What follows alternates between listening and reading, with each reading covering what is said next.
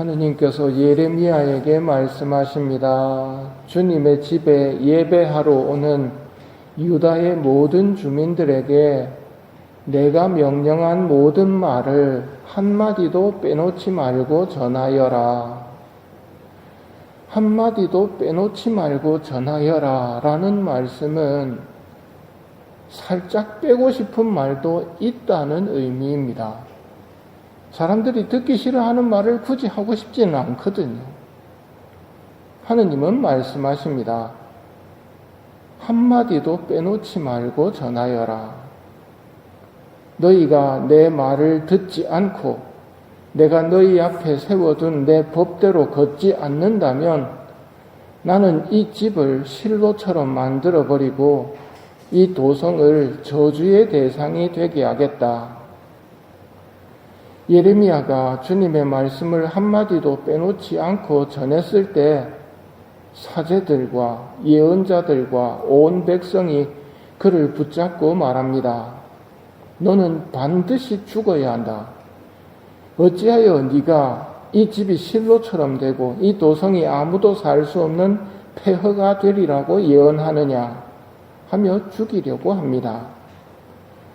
악한 시대를 만난 예언자가 겪어야 하는 운명입니다. 지난 수요일 예레미야 예언자가 자신의 신세를 이렇게 한탄합니다. 아, 불행한 이 몸, 어머니 어쩌자고 날 낳으셨나요? 빚을 놓은 적도 없고 빚을 얻은 적도 없는데 모두 나를 저주합니다. 하고 이야기합니다. 인간과 하느님과의 관계는 신명기 11장에서 밝혀주셨습니다. 보아라, 내가 오늘 너희 앞에 축복과 저주를 내놓는다. 내가 오늘 너희에게 명하는 주 너희 하느님의 계명을 너희가 듣고 따르면 복이 내릴 것이다.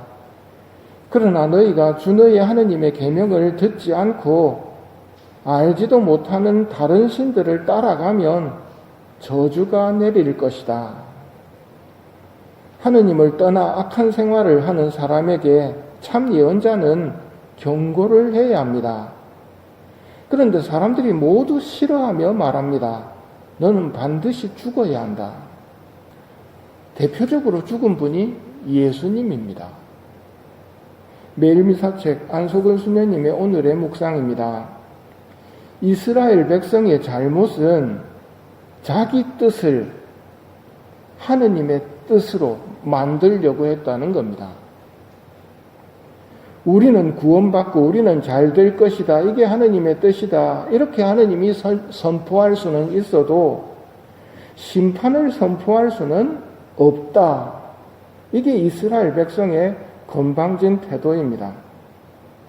예레미야 예언자를 통해서 한마디도 빼놓지 말고 전하라는 내용이 마음에 안 들었지요. 그러니까 너는 반드시 죽어야 한다. 우리가 듣고 싶은 예언은 그게 아니다. 하느님께서는 인간이 정해놓은 한계 안에서 움직여야 한다고 요구를 합니다. 언제 비로소 정신 차리느냐면 이것은 주님의 성전이다, 주님의 성전이다 하면서 결코 하느님이 지지는 않는다. 하느님의 집이 무너지지는 않는다. 이렇게만 믿고 있다가 악행 속에서 살던 그들은 성전이 무너질 때 비로소 정신을 차립니다. 그래서 하느님이 성전이 무너지게 내버려 두셨다고 설명을 하십니다. 하느님께서 예언자들을 시켜 하느님께 돌아오지 않으면 망할 거라고 경고를 하십니다. 인간이 하느님 위에 앉아서 듣기 좋은 이야기를 전하는 예언자를 보내달라고 요구를 하다가 성전이 파괴됩니다. 듣기 좋은 이야기를 해주는 예언자를 보내시지 않으니까 가짜 예언자들이 나타납니다. 양의 탈을 쓰고 나타나서 부드럽고 보기 좋은 모습으로 나타나서 듣기 좋은 말만 골라가며 해줍니다. 오늘 복음서에서 만나는 사람들도 이해하기가 어렵습니다. 예수님께서 고향에 가시어 회당에서 사람들을 가르치셨다. 그러자 그들은 놀라서 저 사람이 어디서 저런 지혜와 기적의 힘을 얻었을까? 저 사람은 목수 아들이 아닌가? 어머니는 마리아라고 하지 않나? 그러면서 그들은 그분을 못마땅하게 여겼다. 예수님께서 듣기 싫은 소리를 하신 게 아닙니다. 지혜의 말씀을 하셨고 놀라운 말씀을 하셨지만 그걸 들으면서 못마땅해 합니다. 선입견이라는 것, 교만한 사람일수록 강하지요. 그냥 나는 저 사람이 괜히 싫어. 그 이유로 예수님을 못마땅하게 생각합니다. 말씀을 선포하는 사람도 내 입맛에 맞아야 됩니다. 기적이 일어나는 방법도 내가 생각한 대로 내가 생각하는 때에 일어나야 합니다. 하느님께서 가지고 계신 걸 자기 것으로 착각하는 이 교만이 예수님 시대에나 오늘날이나 만연해 있습니다. 예수님의 뒤를 따르는 우리는 예수님이 가신 길을 따라가야 합니다. 오늘 이야기를 들으면서 여러분들도 잘못한 게 없어도 어떨 때는 잘했는데도 못마땅해 하는 평가를 성당에서 받을 수 있다는 것을 미리 알고 계시라고 드리는 말씀입니다. 너희는 내 이름 때문에 모든 민족들에게 미움을 받을 것이다. 그러나 끝까지 견디는 이는 구원을 받을 것이다. 우리가 믿는 예수님은 이미 무엇이 참 행복인지 선언하셨습니다. 행복하여라 지금 우는 사람들. 지금 이 악한 세상 속에서 울고 있는 사람들이 예수님을 따르는 사람입니다. 악한 세상 속에서 잘 융화되어서 살고 있는 사람은 악한 사람일 뿐입니다.